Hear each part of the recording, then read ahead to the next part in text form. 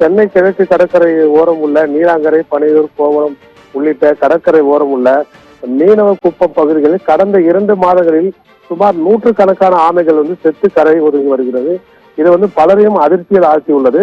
கடந்த ஞாயிறு அன்று கோவளம் கடற்கரை ஓரத்தில் கொத்து கொத்தாக 10க்கும் மேற்பட்ட ஆமைகள் செத்து கரை ஒதுங்கிய நிலையில் இன்று மாலை பனையூர் கடற்கரை ஓரம் ஆமை ஒன்று இறந்து கரை ஒதுங்கியுள்ளது.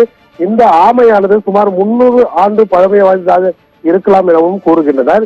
இதனால் கரை ஓரம் உள்ள கிராம மக்கள் அதிர்ச்சியில் உள்ளனர். மேலும் கடலில் மிகவும் ஆழமான பகுதியில் வாழக்கூடிய உயிரினங்களில் ஒன்றான ஆமை.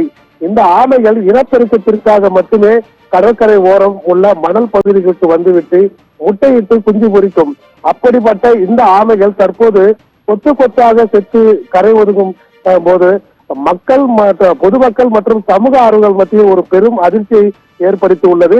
தற்போது இந்த இறந்து போன அந்த ஆமையை கடற்கரை ஓரமே புதைக்கப்பட்டுள்ளது. நிகிதா,